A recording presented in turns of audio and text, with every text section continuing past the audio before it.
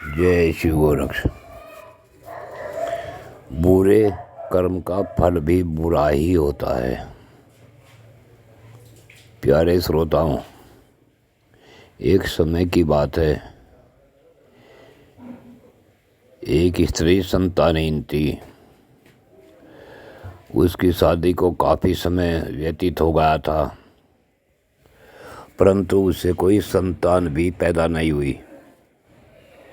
उसके पति ने उसका वैद्य, डॉक्टरों सभी से इलाज करवाया, परंतु वह स्त्री संतान ही नहीं रही। समय का चक्र जब चलता है तो बुद्धि भी समय घेर लेता है। उस स्त्री को एक तांत्रिक का पता लगा। वह तांत्रिक के पास पहुंची तो तांत्रिक ने बताया कि तुम्हारे गांव के बाहर जो गौशाला है, अगर तुम उस गौशाला में आग लगा दो तो तुम्हारे संतान हो जाएगी। अब संतान प्राप्ति के लिए वह स्त्री इस बुरे कर्म को करने से भी नहीं डरी और रात्रि के समय वह गौशाला की तरफ चल दी।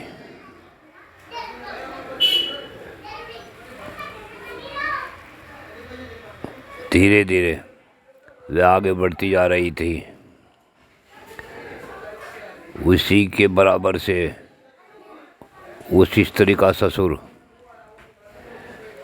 हाथ में जल का लोटा लिए रात्रि में सोच करने जंगल की ओर जा रहा था। वह भी चला जा रहा था।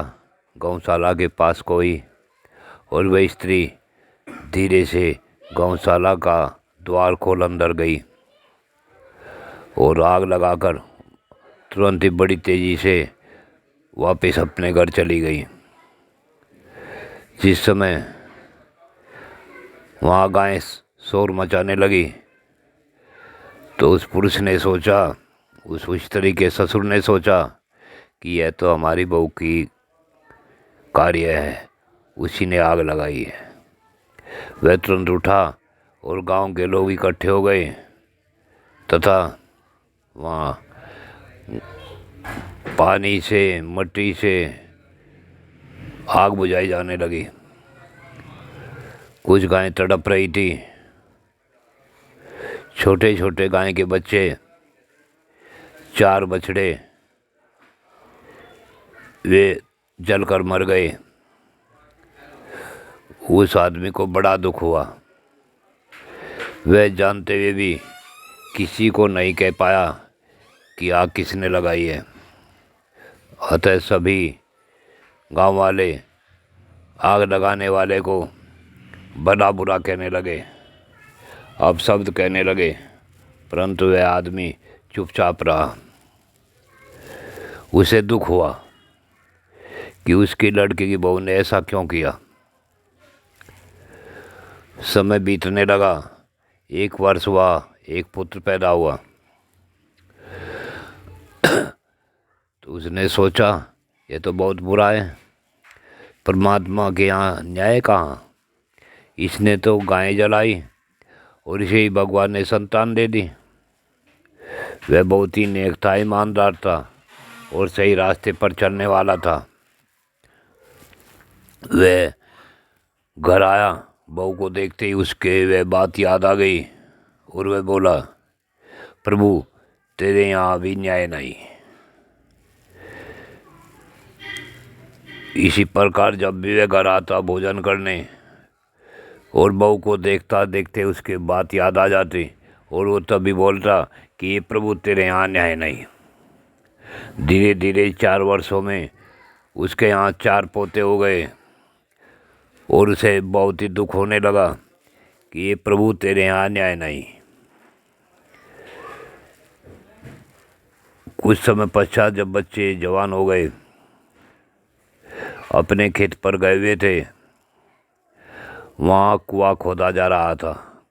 कुएं की खुदाई हो रही थी। कुआं तैयार करने के लिए जब खुदाई चल रही थी तो चारों बच्चे जो कि जवान हो चुके थे उसमें घुसकर नीचे खुदाई करने लगे तथा बाहर मिट्टी निकालने लगे।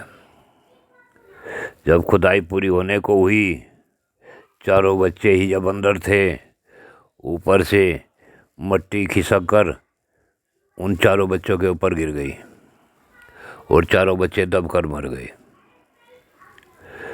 उस बूढ़े को बहुत ही शांति मिली और उसके मुख से अनायास निकल गया कि प्रभु तेरे यहाँ देर है अंधेर नहीं। वह बुजुर्ग घर आया और बहू को देखते ही वह बोला कि भगवान तेरे यहाँ देर है अंधेर नहीं। 1-2 दिन के बाद बहू ने अपने ससुर के बदले ये बोल सुने। वे अपने पति से बोली कि तुम्हारे पिता पहले तो कहा करते थे कि प्रभु तेरे यहाँ न्याय नहीं, लेकिन अब बोलने लगे हैं कि तेरे यहाँ देर है अंधेर नहीं। समझ में नहीं आता ये क्या कह रहे हैं, क्यों कहते हैं ऐसा। जब भी घर आते हैं तभी कहते हैं। लड़के ने अपने पिता से पूछा, पिताजी आप पहले तो कहा करते थे कि प्रभु के यहाँ न्याय नहीं, और अब कहने लगे प्रभु तेरे यहाँ देर है अंधेर नहीं, क्या है ये सब बात। वह बोला बेटे पूछ मत। उसने कहा नहीं पिताजी ये तो बताओ, बहू भी जानना चाहती है। तो उसने कहा बेटे ये जो बहू है ये बहुत नालायक है, मैं किसी के सामने नहीं कह सका, लेकिन इस बहू ने ही गौशाला में आग लगाई थी जिसमें छोटे छोटे गऊ के जाए जलकर मर गए थे। और वही 4 गाय के बछड़े तुम्हारे यहाँ पैदा हुए, परंतु जब वे जवान हुए तब तक तुम्हें खुशी होती रही। मुझे दुख होता रहा कि परमात्मा ऐसी नालायक औरत को तूने संतान क्यों दी। तेरे यहाँ न्याय नहीं है। जो दूसरे का घर जला सकती है, दूसरे को जला सकती है, उसे संतान होनी ही नहीं चाहिए। और मैं रोज़ कहता था प्रभु तेरे यहाँ न्याय नहीं, लेकिन जब प्रभु ने न्याय किया तो तुम्हारे वे चारों पुत्र दबकर मर गए। अब मुझे इस बात से परमात्मा की तरफ से शांति है कि प्रभु न्याय तो करता है। तुम्हारे यहाँ पुत्र भी दिए, तुमने उनकी खूब अवभगत की, उन्हें बड़ा किया, पाला पोसा, परंतु परमात्मा के यहाँ देर है अंधेर नहीं। परमात्मा ने इस औरत को दंड दिया है, दिया देर में है, इसलिए मैं कहता हूँ कि परमात्मा के यहाँ देर है अंधेर नहीं। तो प्यारे श्रोताओं, हमें कभी भी इतना घिनौना कदम नहीं उठाना चाहिए जिससे कि परमात्मा की निगाहों में हम सदा अपराधी बने रहें। जय शिव गोरक्ष।